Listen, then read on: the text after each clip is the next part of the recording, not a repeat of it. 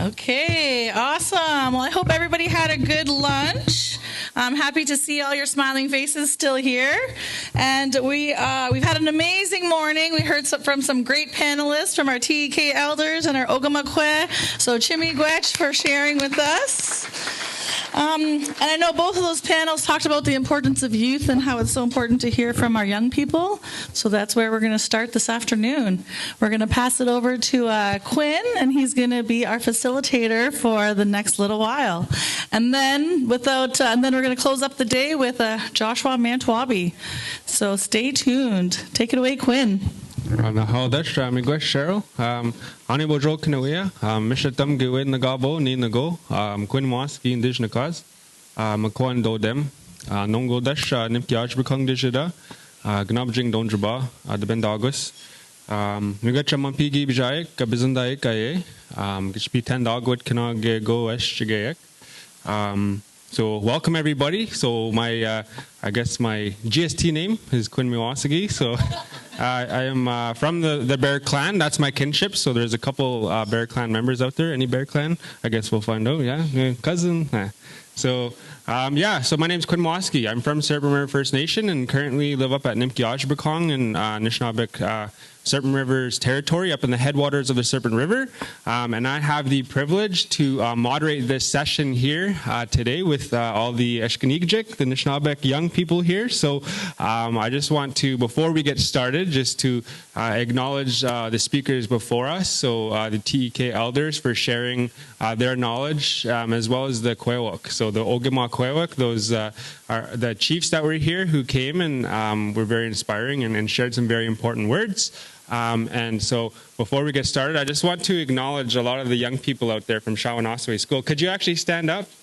Yeah? Do you want to give them an acknowledgement? I want to just I just want to celebrate them. I think it's important. So these are our young people. So I just want to celebrate you.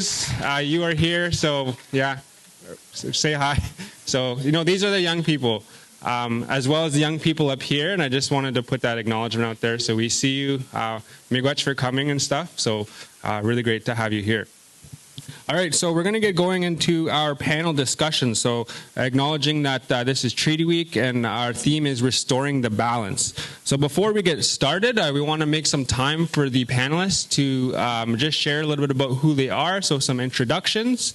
So at this time, I'll just pass it over and we'll go down the table and I'll give you time to introduce yourself. Bonjour, Robert Senowin, Wasakame Zibi Indigenous Cause, Sigamok Donjaba, Gnojakaning Dida, Jijakadodem.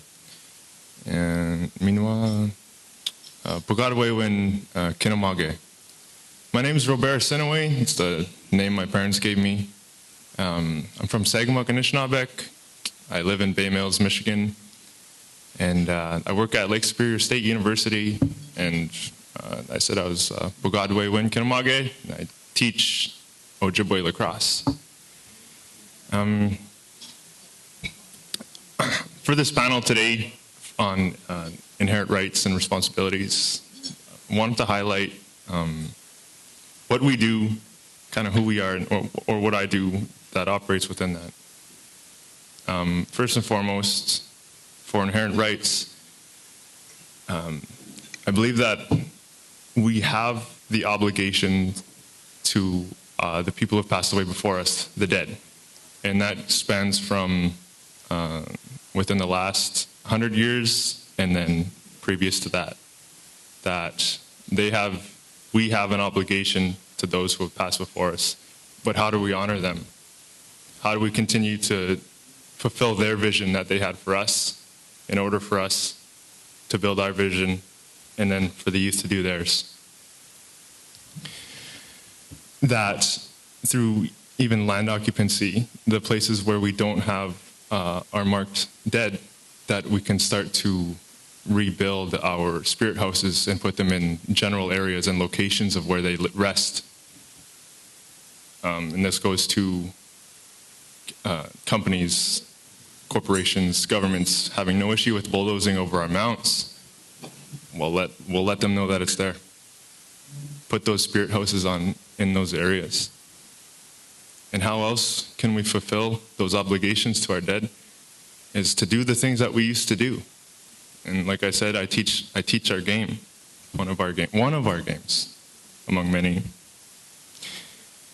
It was during the pandemic. I was taught this game. I was taught this life way from a man from Minnesota, and my partner helped me refine that skill.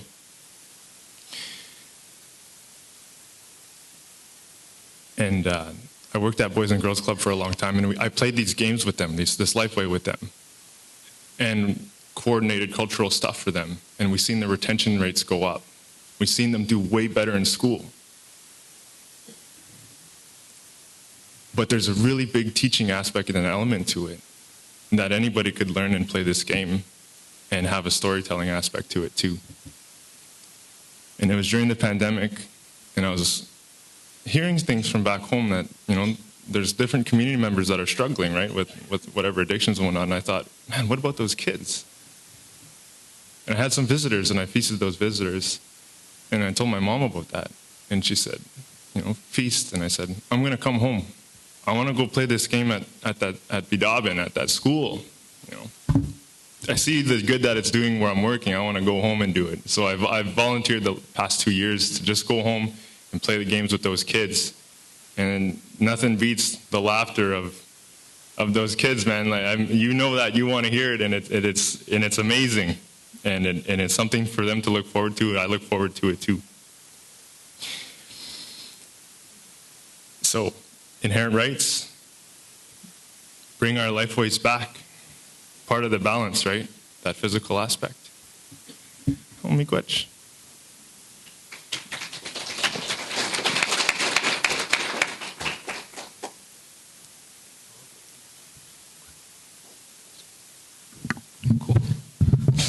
Hello, Ani. My name is Caleb Mawasaki. I am from Serpent River First Nation. I live in Barrie, Ontario. I'm 18. I still go to school.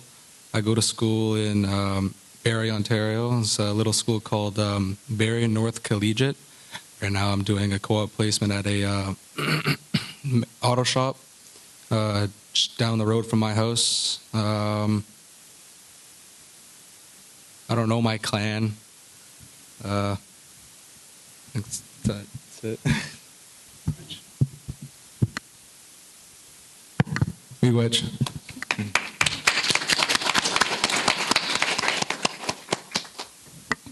Good morning. Good morning. Well, I guess it's afternoon. It's morning somewhere. Hello. Maingan Megase Indigenous Tagaring Donjba Ojibwenda Maingan Dodem. My name is Maingan Megase. The story that goes along with it is I'm the one that runs with the Wolf and the Eagle. And I'm from Nipissing First Nation. I'm Wolf Clan. I'm Ojibwe. My pronouns are they, them. I'm two-spirit, non-binary. I've indulged a lot of my efforts into education. I was a student trustee for the Nipissing Parry Sound Catholic District School Board for 2 years, where I actually helped implement the role of an Indigenous student trustee specifically for that board, because 20% of their student population was Indigenous, and so I felt that that was important, and that school board helped me advance Indigenous student voice, and I'm proud of that. Currently, I go to Canada College for digital cinematography after 2 years at Carleton University for political science, where I encountered a lot of systematic racism and systemic racism. And of course, because we're learning about Canadian history and they're teaching it from the colonial standpoint, it was not a safe environment for an Indigenous person, and so I had to leave, and now I'm much happier back home in Nipissing and studying digital cinematography, which I hope to obviously highlight Indigenous issues, because media and film really seem to be a core piece of or a core way that we can educate the general public. Yeah, thank you.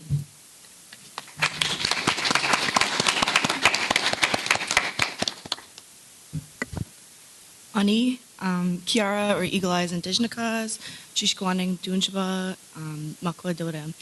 My name is Kiara Eagle Eyes. I was born and raised in Toronto, but I come from Shishkwaning First Nation on Manitoulin Island. And I'm Bear Clan. My pronouns are she, her, and I'm working in Shishkwaning as a food security worker at the moment, and my background is also in food. I worked in the industry for about 8 years before moving back home. And Kaylee and I, and along with some other youth in our community, started a youth organization called Land First Youth Initiative, and we're just focusing on reclaiming our traditions as Anishinaabe people and making it more accessible for community.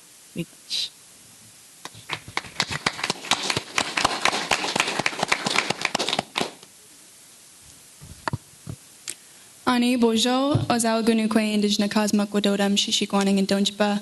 Hello, my name is Kaylee, or Yellow Eagle Woman. That's my sister. So I was also born and raised in Toronto, but am from Shishikwaning First Nation and recently moved back after just graduating in June with my honors Bachelor of Science in Mental Health and Sociology. And now I'm working as the interim community support worker. And as she mentioned, we're also Land First Youth Initiative, where we're bringing back culture, language, ceremony, teachings, as much as we can, because it's so important. But where my heart really lies is in emotion work, and that's the future of what I want to do, because emotions are very, very important, and that's why we get so reactive and take things personally, is because we don't know how to handle our emotions, let alone know what they are. And so that's where I really see it. And the last thing I want to mention before we get started is that next week is our actual first Treaty Week in Shishikwaning, and so we're pretty excited for that. Miigwech. Awesome stuff. So we got a great number of young people up here coming from throughout the Anishinaabe, throughout the Robinson Huron Treaty Territory. They come from different places, they have different lived experiences, and we're really looking forward to what they have to share. So just really wanted to put it out there, since there are people also online, and all the people here. It was mentioned earlier about Land First Youth Initiative, so y'all should check it out on social media, give them a follow and see about some of the amazing work that they're up to. So it's really great to see young people supporting other young people, and that's one of the great initiatives here. So really great to highlight that.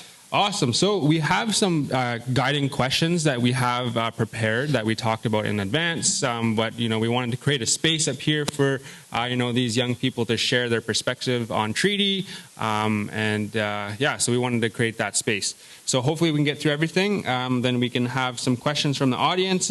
But I'll start off with this first question. That's going to be like a part 1, part 2 question, and I'll provide space for our panelists to share.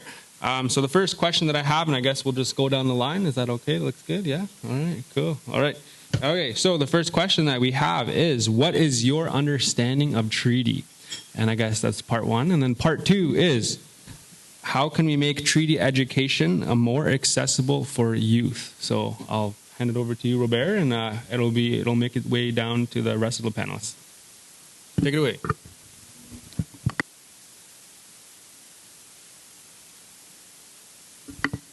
Part 1. I'm just kidding. What is treaty to me? That's the question, right? Treaty is a recognition of our sovereignty. It's our agreement with the Crown, in that it doesn't provide us rights, but it has recognized and protected rights within. It could potentially lead us into seeing ourselves as organizing our own citizenships without having to go through a whole different country to say who is status or not. It can go into us accepting other folks as who is status or not type of deal. We can even potentially recognize other sovereign nations through treaty. For example, 1850 treaty signatory nations making treaties with other nations throughout Canada. What would we make treaties about? We could make treaties about recognizing each other's sovereignty. That's just an idea. Maybe it's too youthful, but I'll wait for part 2. Miigwech.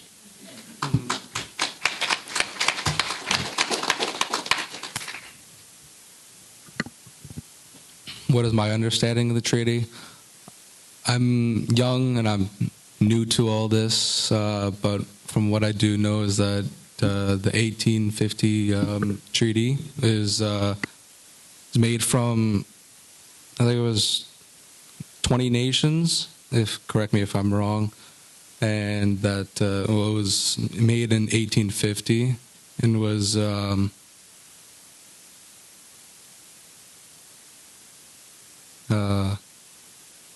excuse me.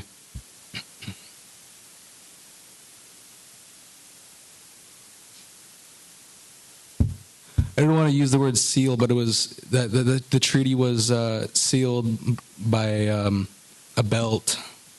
I forget what the belt is called, but that's all that I know about the treaty of 1850. Thank you.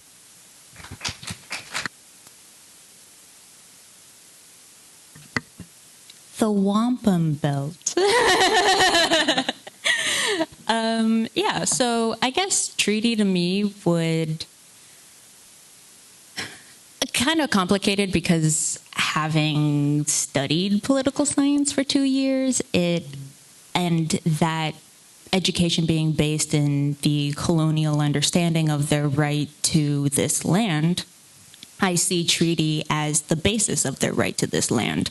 The treaty does not signify our right to our land, but is more of our agreement that they can also peacefully live on our land with us.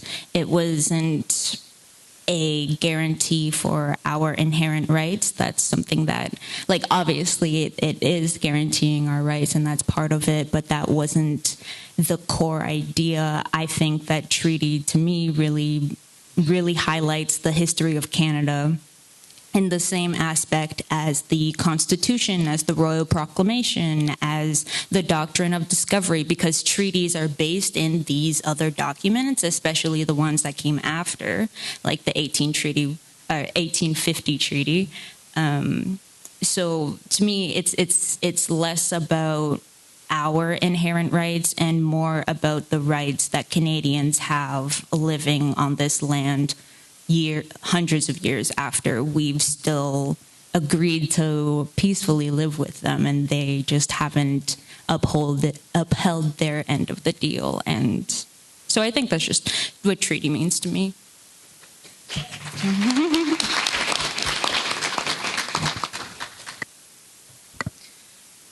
I agree with all my fellow panelists up here. And for me personally, it means building relationship with the land and the water, and really putting an emphasis on protecting and making sure that there's resources left for future generations to come. And as well as Indigenous people having the rights to steward the land. Miigwech.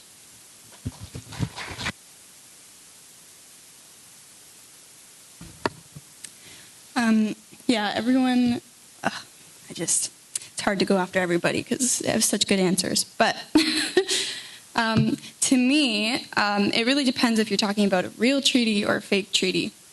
So to me, a real treaty, it's kind of like how Ogamakwe Kels was saying about the meaning of anin, and how that's that acknowledgement of spirit rather than just hi and hello. I think it's similar to that in the sense of it's not just an agreement. I think that it's an agreement rooted in reciprocity between spirits of nations and of people. That's how I see treaty, like a real one. But I believe that there are also fake treaties, which are the ones that are, rooted with deception and coercion and intoxication, which many of the treaties treaties have been. So those aren't real treaties to me, but the real treaties are, rooted in reciprocity between spirits to me. Miigwech. Awesome job. So you guys highlighted some really awesome stuff. So, from the recognition of our sovereignty as indigenous nations, I think that's really important, and because we never gave up or surrendered that sovereignty. That sovereignty is something that is creator gi mi nagona. I think that's how it's said. But that's something that, that was given to us by the creator. And it was mentioned earlier as well that it's a spiritual agreement as well. Something that's rooted in reciprocity. And it's about building relationships. I think it was mentioned about, our responsibility, our inherent right, the responsibilities that we have to the land, to the waters, to our non-human kin. Like we don't get our rights from the treaty. Our rights come from, the original instructions that we were given, So, and then also, is the basis for a settler's right to exist in the territory, right? It's, kind of lays down the foundation of Canada, the indigenous settler relations. So all really important stuff. And that's why it really needs to become more accessible, not only for, our communities, for our young people, but also for the rest of Canadians as well. So that kind of leads us into the part 2 of this question. And that part 2 is, how can we make treaty education more accessible to our young people? How can it be more accessible in general, whether it's to our communities, our young people, our families, maybe even to the rest of settler society, to the rest of Canadians? How can we make that more accessible? So I'll send it down, Robert, if you want to start, and we'll move along. Just a couple ideas on making treaty education acceptable. Like classroom education right now is a pretty dated system, and it doesn't work with everybody. And there's different European nations that recognize that, so they change their classroom around. And it made me think about how communities are good at hosting. We hold spaces a lot, right? And we feast at the same times. It made me think about coordinating a non-traditional treaty-based curriculum for communities in order to engage their own citizens. Because once they're out of elementary, once they're out of high school, and if they don't do post-secondary, where else are they going to get it? Aside from a Facebook post, even if they're even connected. And just make it a safe space to discuss these things. And then actually pursuing treaty curriculum by advocating it within Canada, or in this case Ontario, for their citizens to know about treaty and for them to understand their obligations. Because we recognize in the room today that it's lacking. They don't understand First Nations rights, sovereignties, unless it's us booting in the door. And then either coming from grassroots or RHW or from communities advocating towards universities. The universities don't always have to wait for the federal government to mandate a curriculum. If you can advocate or tell or ask them, at least, they can start floating around with that dialectic. Miigwech.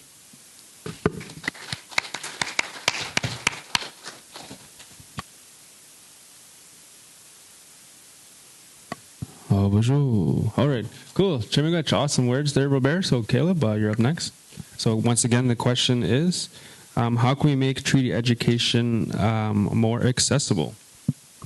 Just some thoughts on that question of yours there, Quinn, is that as a First Nations kid who grew up in an urban area, some of the education for treaties and just overall First Nations in general is very bare there in cities. It's harder to find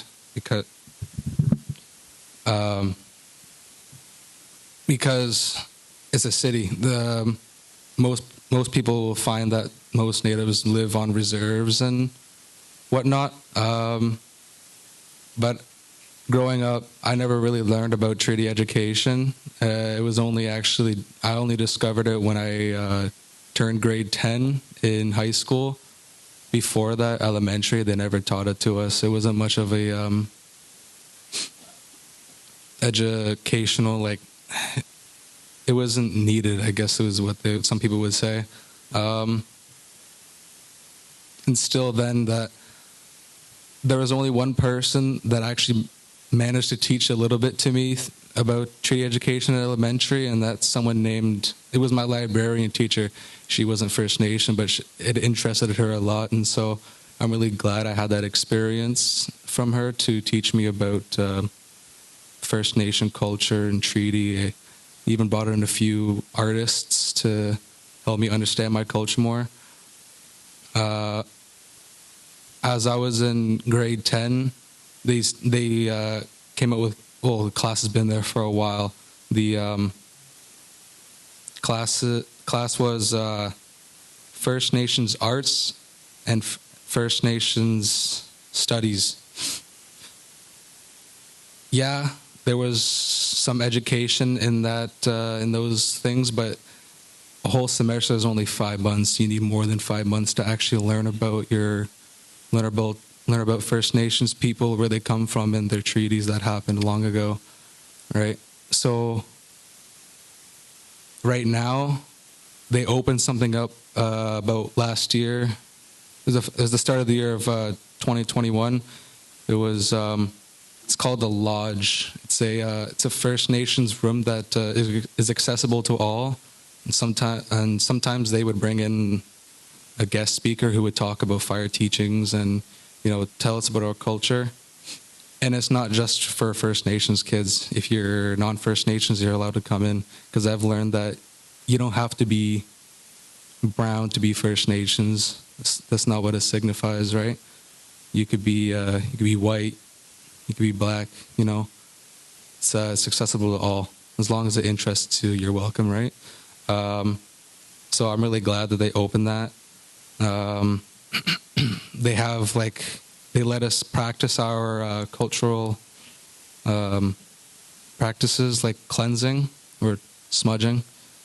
We're allowed to burn sweetgrass. We've had a few complaints, actually, because we've cleansed or smudged. Someone said they were allergic to it. No one really liked that.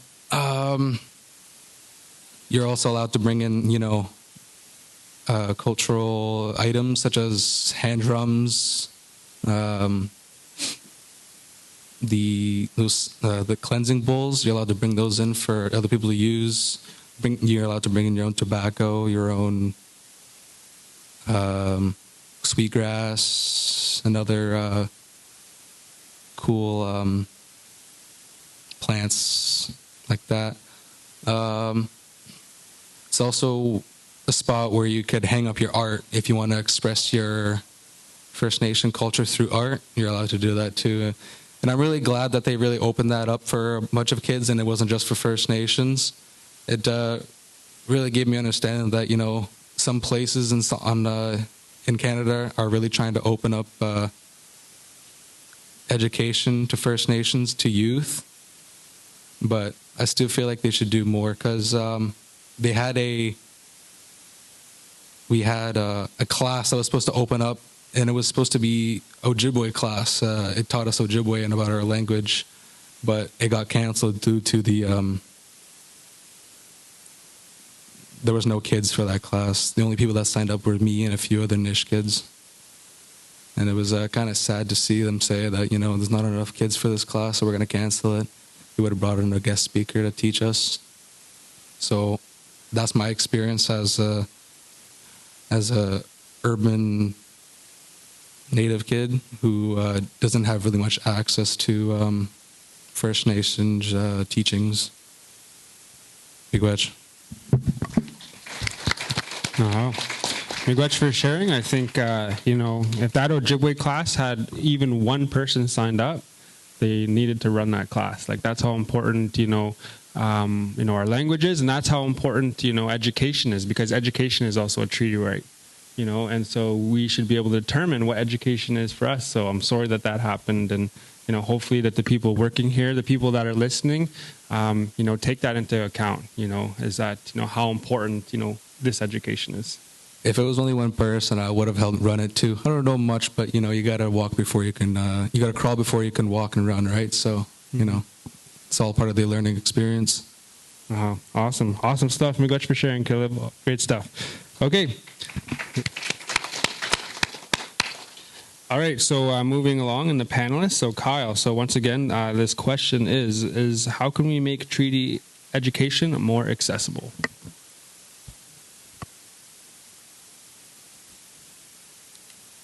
I mean, if we kind of look back at the basis of treaties, if we go back to their creation, were the youth involved? Was youth involved in the creation of the treaty? Was their viewpoint brought forward? Was the women's viewpoint brought forward? Were the two people spirit brought to the negotiation table?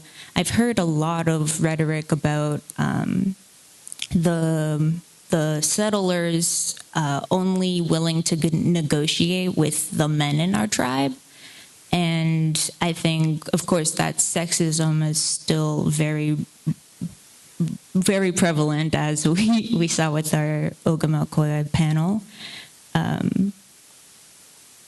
But I think a lot of it is kind of going back and reframing how we see the treaty, because I get very frustrated that it's a choice to learn about Indigenous history. Meanwhile, the Indigenous history is directly why Canada exists, directly why the Canadian nation is still thriving due to the stewardship and their relationship with the Indigenous peoples, because the Canadians have only been here for 200 years, 400 years. How long have we been here? More than that. So it's kind of, it's ridiculous to me to be sitting here talking about our right to the land when they came and stole everything just a couple centuries ago. And they continue to teach the rhetoric that they conquered this land, that they made peace with the Indigenous peoples, and now everyone lives in peace, and people all over the world are welcome to come to this beautiful and accepting nation. Meanwhile, there are so many First Nation communities that still live in poverty. There are still so much third world attributes that can be described for First Nation communities. Meanwhile, Canada is considered a first world country. How is that possible? So they've separated the Canadian or the colonial history with the Indigenous history, trying to exact this narrative that they are different, that the Canadians have their own nation, their own history on this land, without the acknowledgement that we were there every step of the way. One of the reasons I really had to leave my political science program was because of the way that they were teaching the basis of Canada, the way that Indigenous peoples were almost a footnote because they had to include at least one Indigenous class in their curriculum. Meanwhile, we spent a whole month on Quebec. I don't understand that, but I know that it's because of the lack of education and the lack of push for interest. The idea that there needs to be an acceptable amount of students to sign up for a class in order for that class to continue is wrong in so many ways, because it continues down that colonial path of we will only do what we need to do and not everything that is actually needed. We're going to only satisfy your current problems. We are not going to try and address the root problem that is causing all of these other problems. And I think that education would be the separation from a Canadian society and treaties, and having more of the basis of Canadian history being rooted in treaties and being rooted in the connection between Indigenous peoples and the Canadian ancestors, because we're all living the repercussions of the relationship. We're all feeling the devastation of the choices that were made, and we have no control over the past, but we can learn and cater our way forward to sort of make sure that Canada doesn't still have the hold on the stick, because they haven't rightly grabbed the stick from our hands. They continue the rhetoric that we gave them it, and I think a lot of just a big part of education would be changing that narrative into a more truthful narrative. Thank you. Awesome. Chimigwech, Kyle. So, you know what?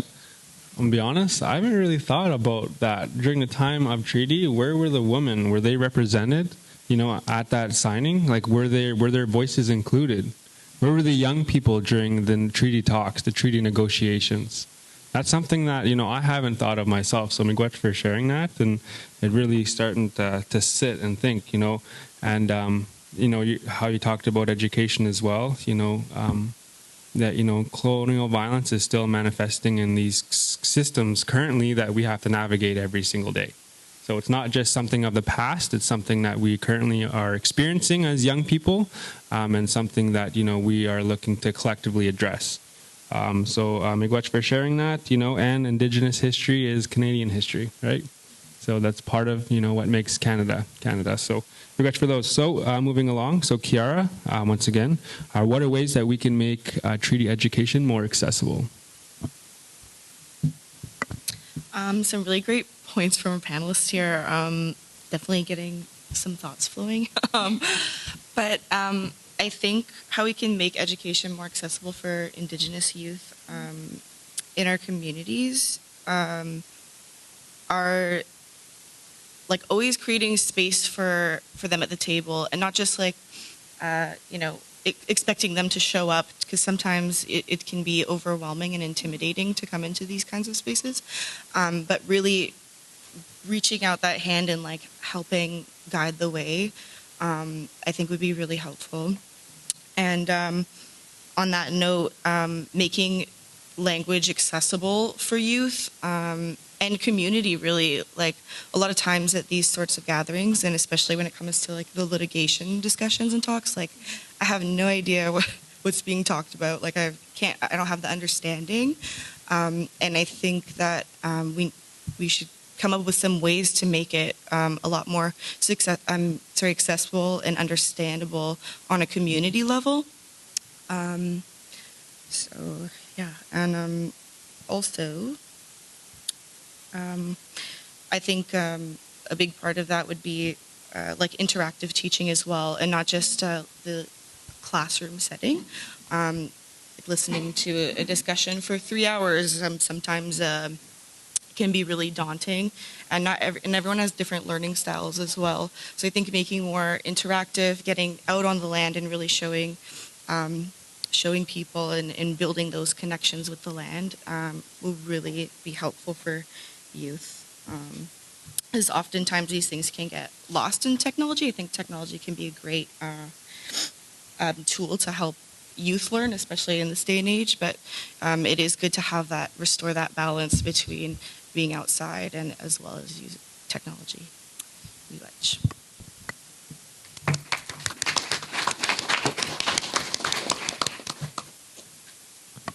Yeah, that's a really good point, you know. Creating space for young people to be at the decision-making table. So you hear that, all the leaders out there and other people online, decision makers, so take note. because, they're giving us tangible actions and ways that, we can include young people's voice at the decision-making tables in order to design, whether it's programs, different solutions that, are brought up by our young people, right? Like, how do we identify the needs and how can we be more included? And I think it's best to come from the young people themselves.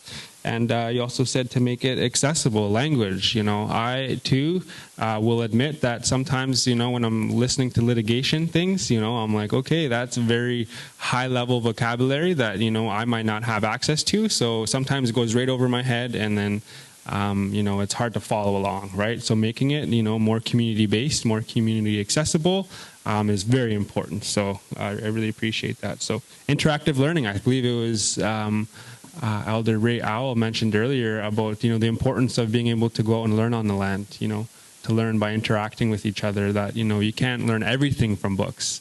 And sometimes it's, often through experiencing, right? Experiencing, so, and it's about relationships. So awesome. Good stuff. Miigwech for sharing.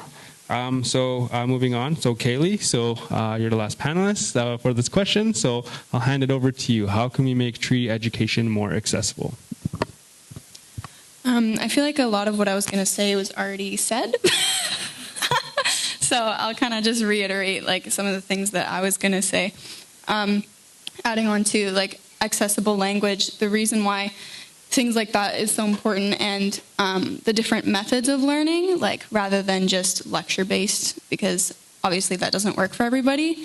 Our people learn by doing. We don't learn by always just sitting and listening and expecting not to just follow along all the time. And also, like, there's even evidence in Western science that we lose focus every 12 minutes. So, like, the system that we have right now doesn't work. So I definitely think that having more interactive and engaging ways of learning, like even workbooks and activity books, by doing actual activities to show people like what treaty means. Like there was a Play-Doh activity that I don't exactly remember how it went, but basically it illustrates how you need to think of the future generations and other people in resources, because at the end, like, there are going to be people without Play-Doh once it's spread out among the circle, and then it's up to them to decide if they want to share it or not before even understanding really what the activity is and what it means.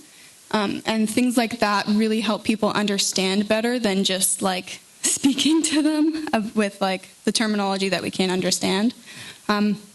Because especially when it is like inaccessible language or like lecture based, there's often the time where that acts as a barrier and people will put up that wall like, well, I'm stupid anyway, so I'm not going to listen to this. And then how are you supposed to be passionate and make decisions going forward if you don't understand what's happening? So those are really important points.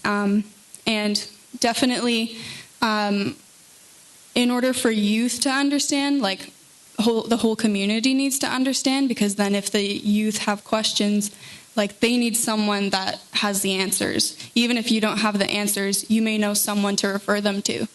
And so it's really ensuring that everybody has that access to education of what treaty is and what it means. And then again, that like land-based learning and cultural, back to culture, because that's really how we learn best, I believe. Because again, with language, I know I keep talking about it, but it's really important because when I hear people speak our language, even if my mind doesn't understand it, my heart does. But when I hear that litigation speak, both my mind and heart don't understand. So it's really important that we make sure that it's accessible for everybody in that way of like meeting us where we're at with our worldview and not just the Western worldview. I think that's everything I wanted to say.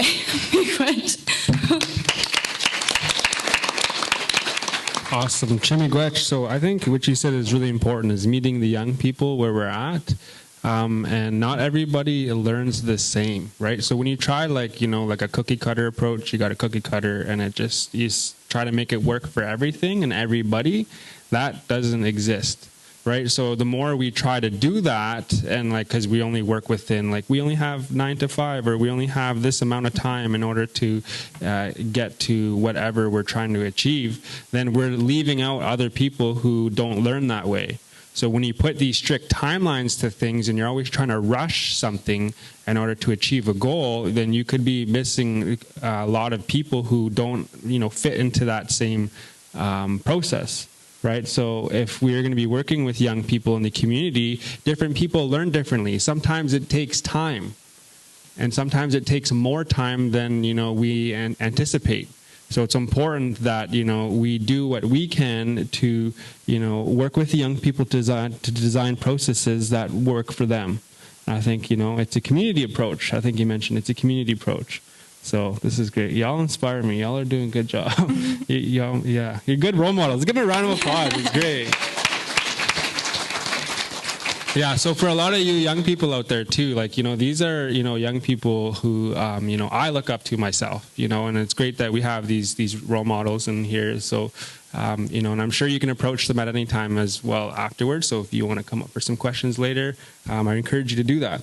So we're going to continue on with some of the guiding questions that we did have identified. So moving on to this question number 3 is, how do we exercise or implement the treaty today? So how is the treaty realized today, contemporary terms?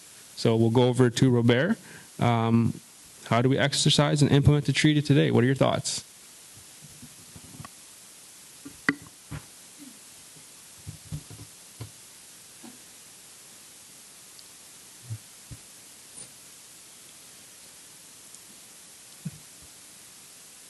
I just had a thought, like, when it comes to treaty and who we are as sovereigns, communities should start to sponsor community buy-in events or projects. If we're treaty signatories, then we're sovereigns. And if we're sovereigns, we should have some level of what holds us sovereign. And let's say it started with just a garden, and you just sponsored that garden in order for community members to tailor it and keep that there and teach in that setting. Whenever you do anything during a project, whether we're making our Gmons, whether we're playing our games, making our sticks, whether we're crafting, whether we're hunting or fishing, whether we're deliberating in our old school diplomatic styles, there is always storytelling, feastings, and teachings within that. Earlier I heard somebody say, like, this is about the litigation process. Don't give them the money because they're probably going to spend it on something we don't want them to. Is that a sense of control over them? Because we're all autonomous in Anishinaabe. They need something to do.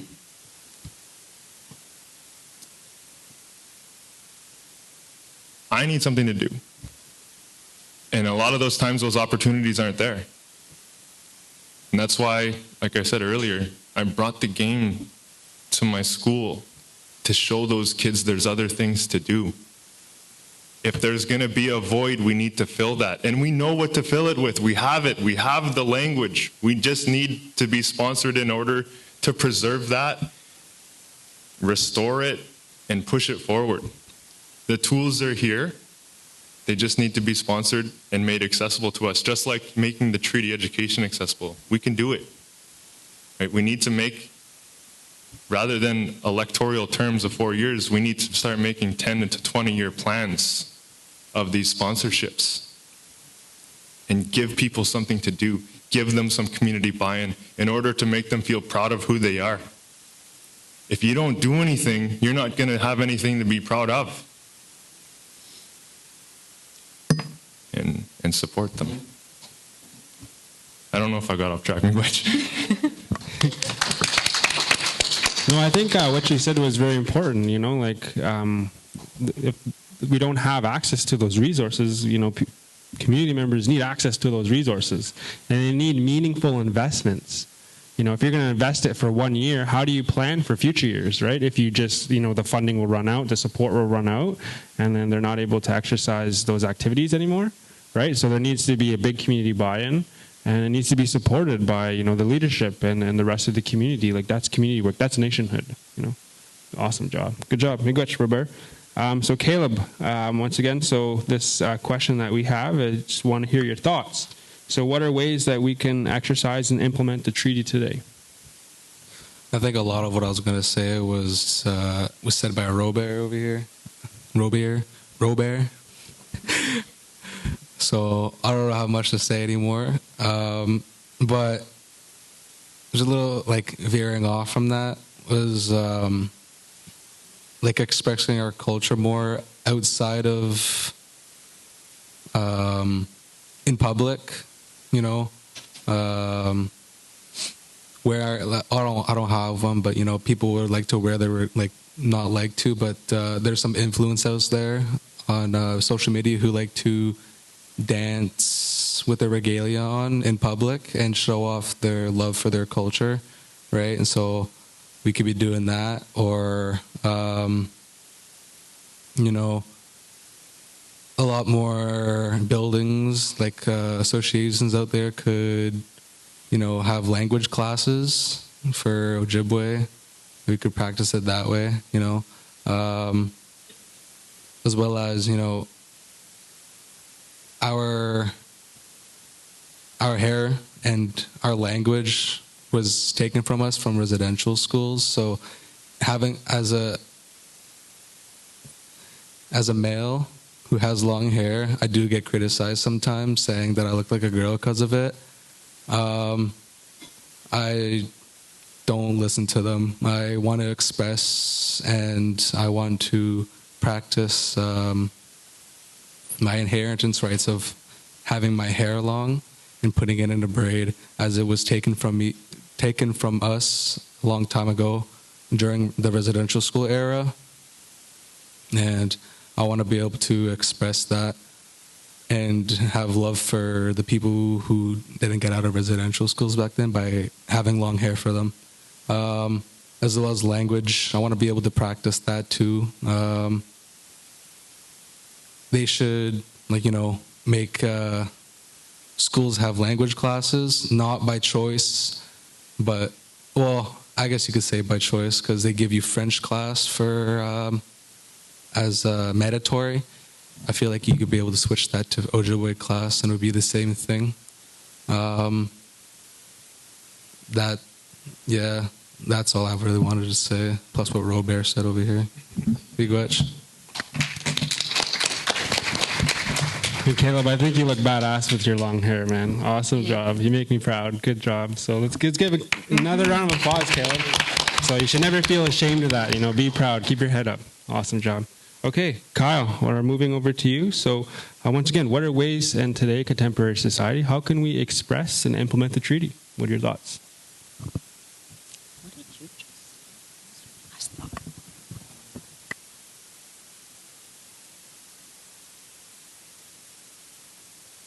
Was it on the whole time? Hello again.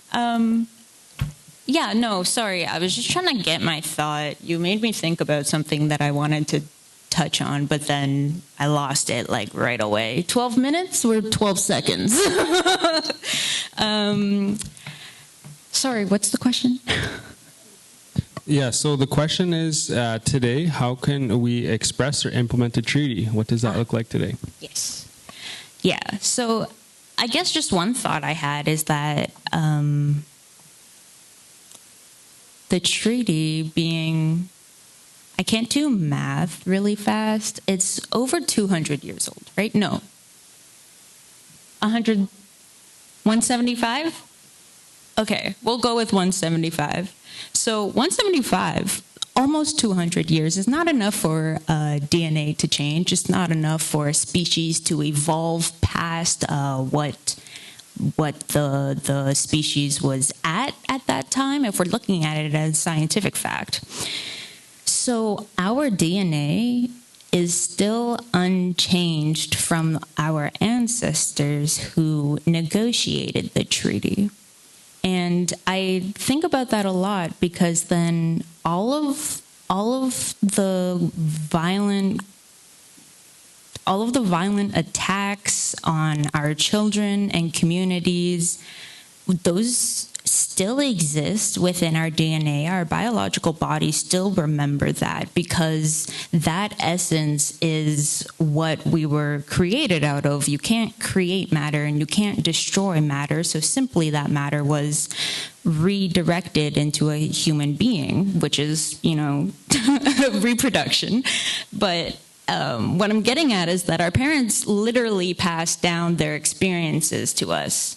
And so just growing up, I was terrified of residential schools and terrified of Canada in general. And I know that has filtered the way that I interact with the Canadian world, Canadian public, and just Western society in general.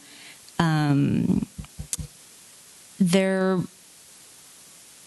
had a thought about just the returning to culture and how that can, or that is like one of the foundational pillars that we focus on. And of course, culture and language are two of them. I think there has to be more I can't list at the moment, but just the focus on like not only redirecting our energy into a more abundant future, but a more peaceful and accepting, I guess, because we are different than the people who signed the treaty. We are 175 years down the line. Our advancements have changed, our society has changed, and our history is ever impacting on our everyday life.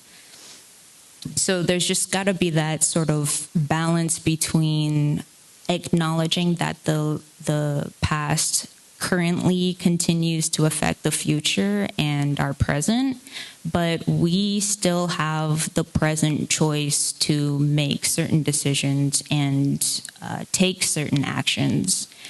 I think part of that is going back to what Robert said about youth council. I don't want to call out my community. I love my community and I love them so much, but we had a youth council election and then I got elected as deputy chief, and that was, 5 years ago.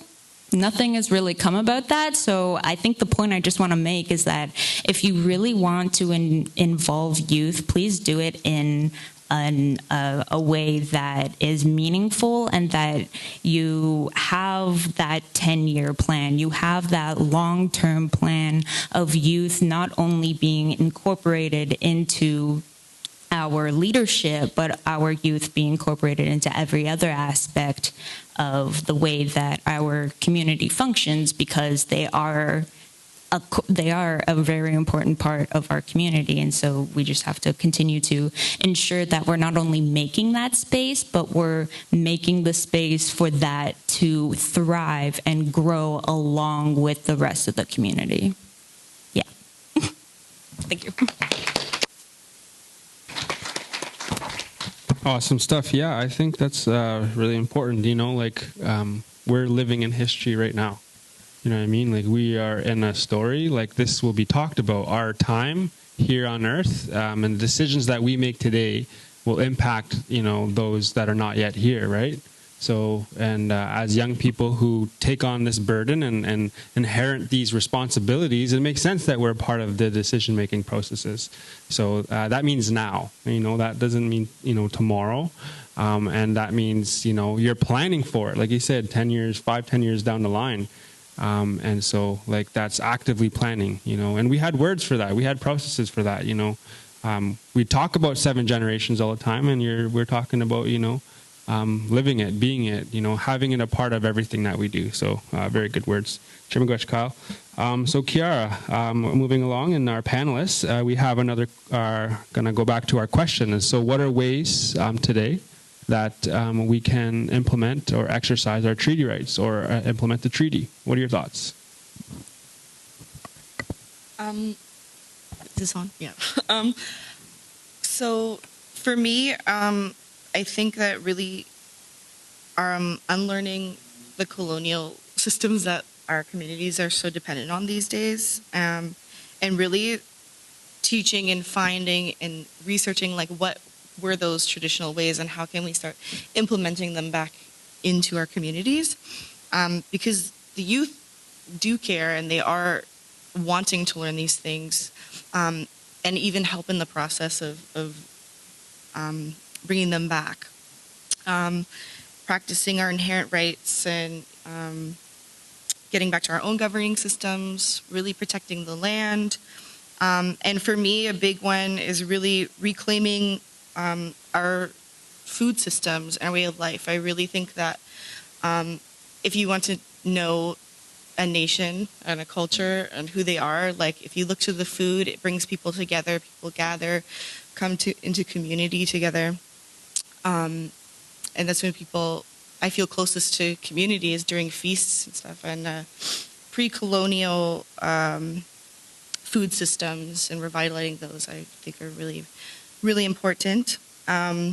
As well as looking to our community champions. And by that, I don't only mean people with degrees, but also the community members that do everything from heart, our knowledge keepers, the trappers on the land. Like, who knows the land better than people that are out there trapping and working with it all the time. And I really think that there's place for all these people at the table, and not just only the leadership and only the people with degrees or that have these more colonial education, and making space for that in the room as well. So that's it. Miigwech.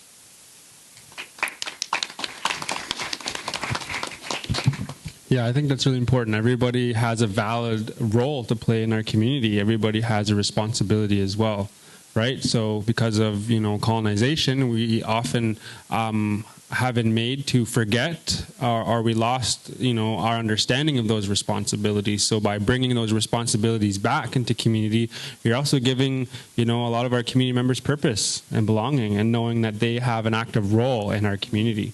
So very important. Thanks for sharing that. So Chimigwech. So we're moving on. So Kaylee, you're at the end of the panel, so I'm always looking over towards you.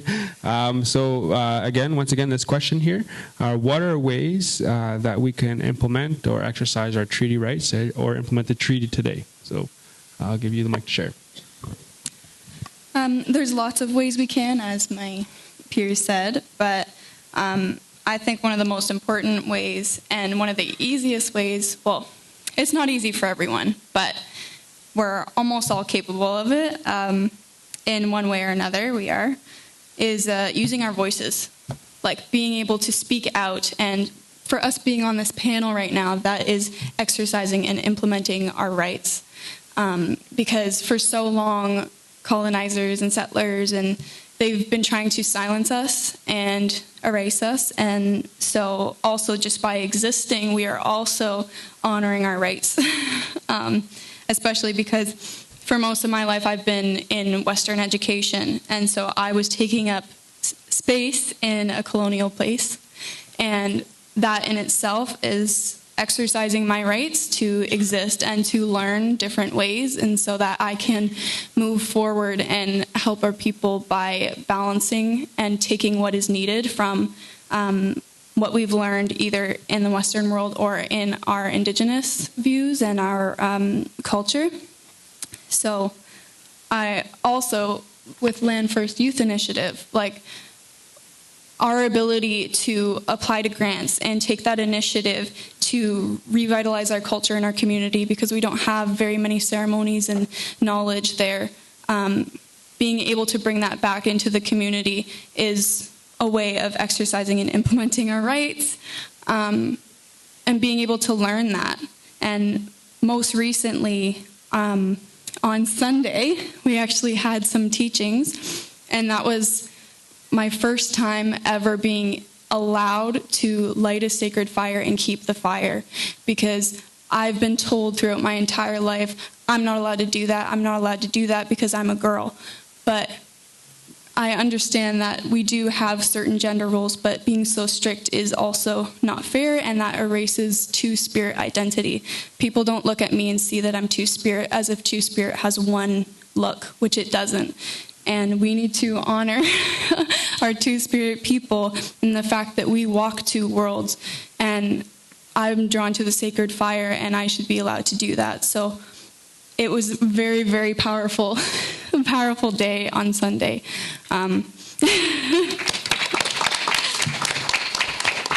Yeah, so that's another way that I've been exercising and implementing my treaty rights. Miigwech. Well, Miigwech for sharing that. That's really important, and I'm proud of you. That's really good. So Miigwech for doing that work too, because it shows our other two-spirit relatives and citizens that, you know, things are possible, you know, and we can take up our responsibilities. And exercising our rights is exercising and carrying out our responsibilities. So that is a way that we're implementing the treaty, is just by existing, by, you know, taking up our responsibilities in community. And so often it's like, you know, rights-based, but it's also like responsibilities. You know, we have responsibilities, and often that's seen as a way of exercising our rights. You know, we're just carrying out our responsibilities in community, right? So good job, everybody. So let's have another round of applause. I would think that, you know, people are doing really good. You guys are doing great. So we have one more question here. So I was told we have until 3 o'clock. So we have 15 more minutes. So we want to go through one more last question that we have, and then we'll start wrapping up for some final thoughts. But right now, so the last question that we have is about the theme. So the theme is of Treaty Week is restoring the balance. And so, and that could mean so many different things. So what does that theme mean to you, restoring the balance? And how can we do that for ourselves and for our communities? So, Robert, if you want to start to share, and it's about the theme, and how do we do that for ourselves and for our communities? That question's too loaded, Quinn. I'm going to have to pass. Just kidding. All right, really quick story before I get into it.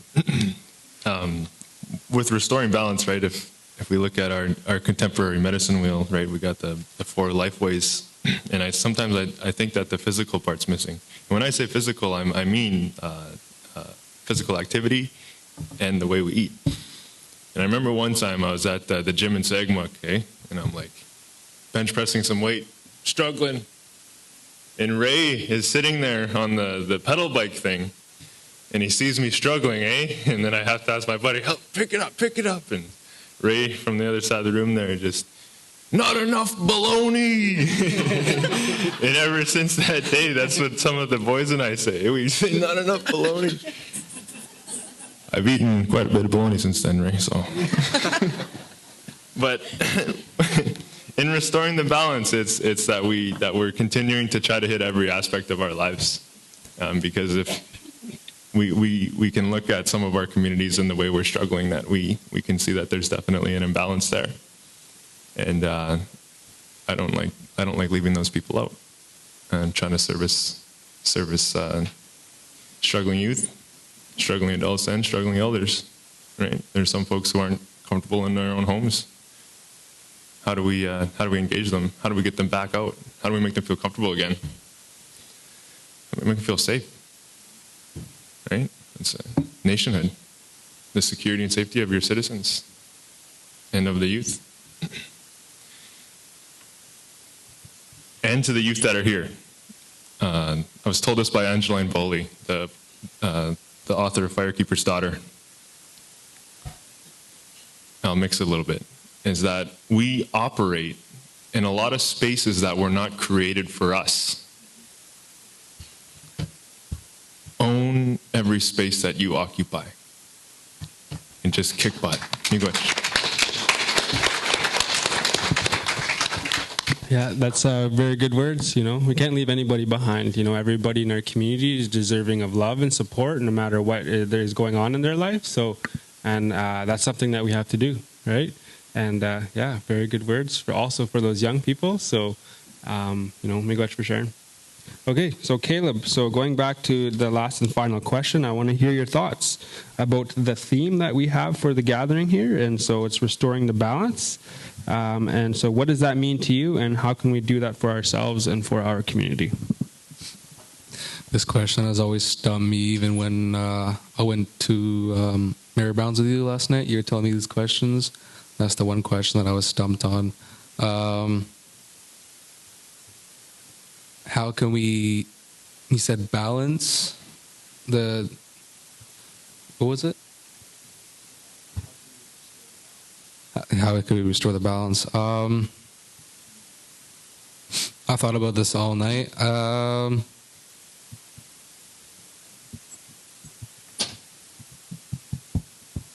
This question really stumped me. I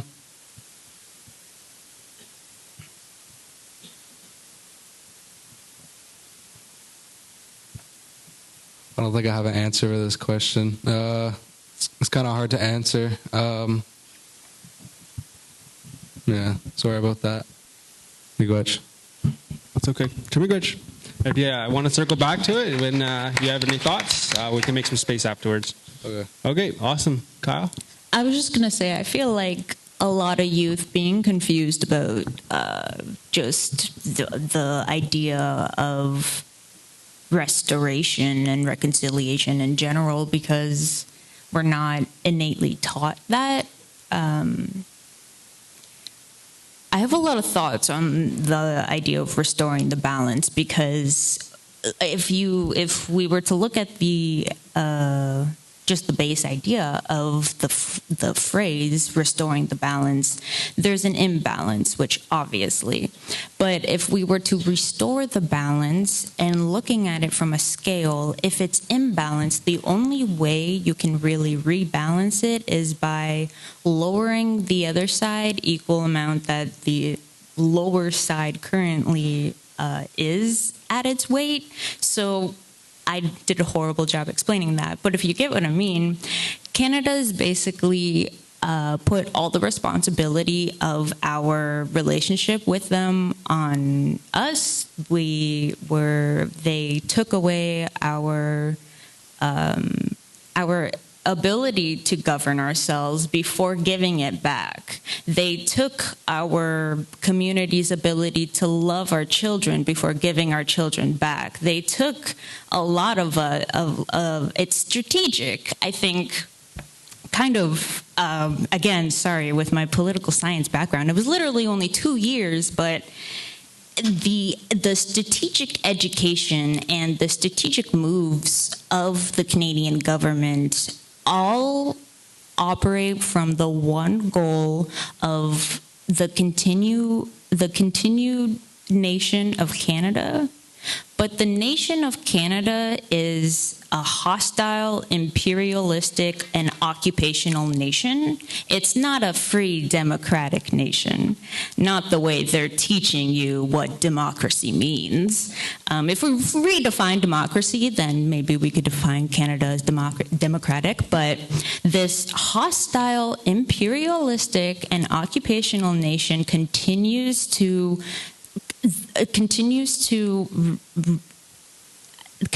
this rhetoric of the colonizers having every right to be here, and the indigenous peoples are now left to fight for their right to still be here.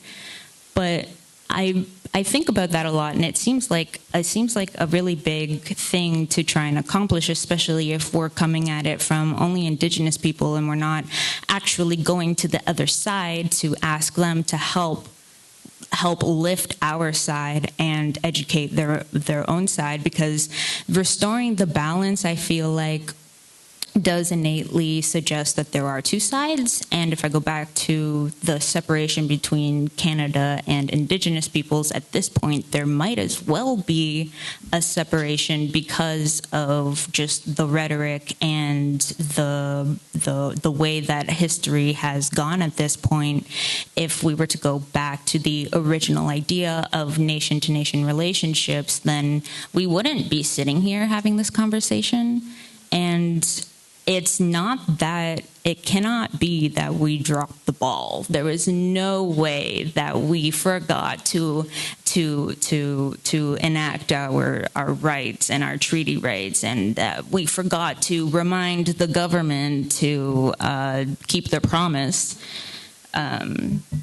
But that's our responsibility at this point. And so as much as I'm very bitter about it, it's kind of just the plain truth.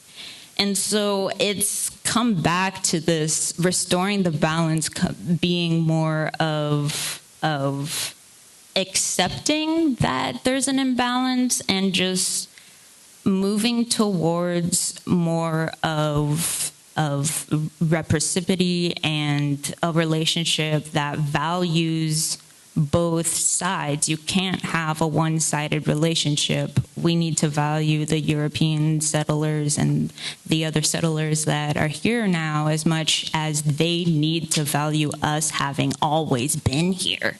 It's a reciprocal relationship. It's that's what balance really means, is that every energetic force has the exact same opposing energetic force to counterbalance and equal it out. So if we're at a point where we need reconciliation and we need to have education because of the incorrect and untruthful rhetoric that has plagued this island for 400 years, that needs to be counteracted with a challenge of that narrative equal to the power that the statement of Canada, the nation, has. So if Canada has the power to appeal our appeals to their laws, then we also have the right to appeal their appeals of our appeals, if you know what I mean. But if we keep going down that road, we're just going to continue in this cycle. And so I think as much as it's giving back what has been, or like restoring what has been taken, it's finding the facts that have been forgotten and dropped along the way, the ideas and the core concepts of the nation-to-nation relationship that have been considered obsolete or not important at this point. We need to get those back so that the nation-to-nation relationship is actually possible once again. Yeah, thank you. Awesome, Miigwech Kyle. I think you make a really good point. Is we're often asked to invest into Western systems, and we're having to do a lot of the labor and a lot of the work in restoring Western systems and educating Western systems in society, when we should be putting in the work to restore Indigenous systems. I think that's important, right? Is this we're always in Western systems, Western institutions. What about our institutions? What about our systems, Indigenous systems of knowledge, of education, of everything, right? Why can't we force our children to need an Indigenous education? Why does the Canadian government have the authority to tell us what to do with our children when that is based in, I don't want to say it's just based on a piece of paper that some rich dude said, because I say so, but that's quite literally where everything originates from the Royal Proclamation and the Doctrine of Discovery, which already is on the basis that we are less than. So we can't really, the balance is kind of getting tricky when they came to us already on the premise that they are higher than us. So they were already coming to us unbalanced. And so it's like it has been our job to sort of reiterate that balance needs to be there, and that they're forgetting a lot of key pieces to relationship. Yeah. Yeah, that's Nation to Nation. Yeah. Yeah, You know yeah. what I mean? So, like, we're doing the work. We're doing almost all of it. You know what I mean? So, we got you for sharing that. So I guess we'll just move on, and just keeping in mind, we're going to have the last two panelists share, and then we'll begin to wrap up our panel here. So, miigwech everybody for tuning in. Also, the people online, great job. Sticking out in all the audience and the young people over there. I'm always looking over and being like, "Hey, what's up? Yeah, woo!" Sorry, I just really want to celebrate y'all and celebrate all these amazing panelists. So, continuing on with that final question for our remaining two panelists is about our theme, restoring the balance. So, what does that mean to you, and how can we make that for ourselves and for our communities? So, Kiara, what are your thoughts?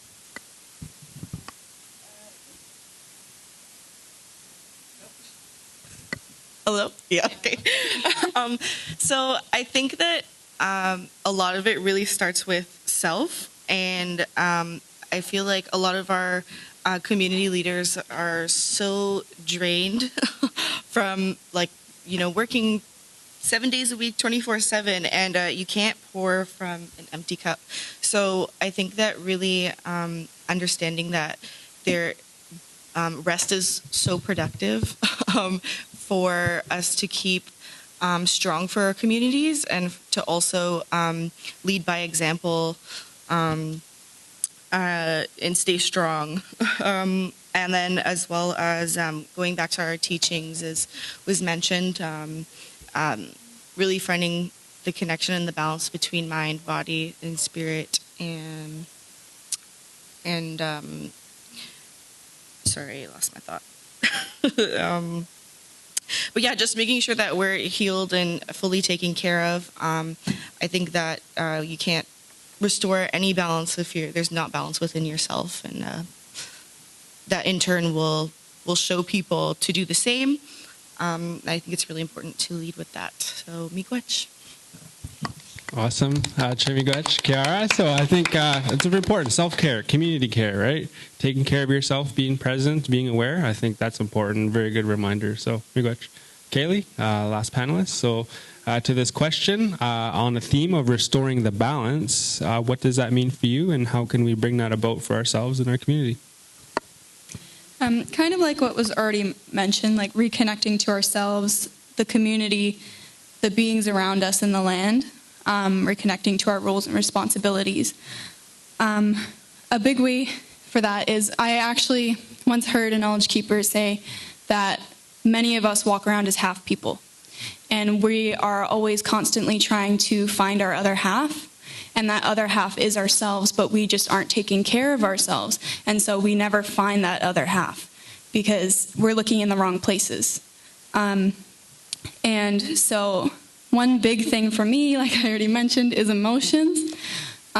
Because many of us don't know how to identify emotions, let alone express them and communicate them in healthy ways with each other. And so we take things very personally, and we're very reactive, and we act before we think, well, why am I triggered? And sometimes you think it's triggered from nothing, but really something small is triggering the many traumas that our people have endured. And like mentioned, our DNA is still with our ancestors. Like, we have all of that in us as well. So many of us neglect our emotions, and we turn to unhealthy coping mechanisms because we don't know what else to do. And then we get stuck in that pattern because many, in history, the colonizers, they attacked our worth. They attacked so much of us, including, I find like a really good analogy actually for what Kiara was kind of saying in like taking care of yourself is that we all have our own inner fire, and what I like to call that is our own sacred fire. And so in the teachings of the sacred fire, you don't let it go out. You're supposed to be keeping that fire. And so why wouldn't you keep your own fire inside? Why would you let your own fire go out? And so that, I feel, is really important, that we are taking care of ourselves and tending to our own fires, which is our passion, our drive, our love, everything about us, because we're all so worthy and we have so much love to give. So that's really restoring our balance to me, is ensuring that we keep our fire and reconnect to ourselves and all of our relations. Miigwech. Oh, that was really awesome. I That am was so great. sorry. Can I just, sorry, just back on the DNA thing, because we still hold all of the trauma that our DNA is holding on to, but it's not the only thing our DNA is holding on to. It's also holding on to that strength and that resilience and that need to get back up no matter how many times we're knocked down. That is also within all of us, that it also carried on through our DNA. So as much as we have those traumatic experiences, we have that strength to continue to go and to ensure that the next generation also has the tools to continue. Yeah, thanks. Sorry. Yeah, for sure. You know, our ancestors loved us. You know, they loved us. They thought about us. They prayed about us, you know. And it's our job to do the same, right? So we're ancestors, you know, now. And so, you know, it's our job to carry on that love. That love doesn't stop with us. That love is reciprocating. So for the next generation, to the young people, you know, we love you, we think about you, and we'll do what we can. This is all about you. You know, this is for you, right? So great job to the panelists, great words. So let's give them another round of applause. They make me so proud and so excited about, you know, that we have young people that are taking up these roles, these understandings, and are carving out the space and asserting themselves wherever they are, whether it's in an urban center, still Indigenous territory. So, you know, this is the youth panel, everybody, for the Robinson Huron Treaty Week, Restoring the Balance. Let's give another round of applause. Good job, everybody.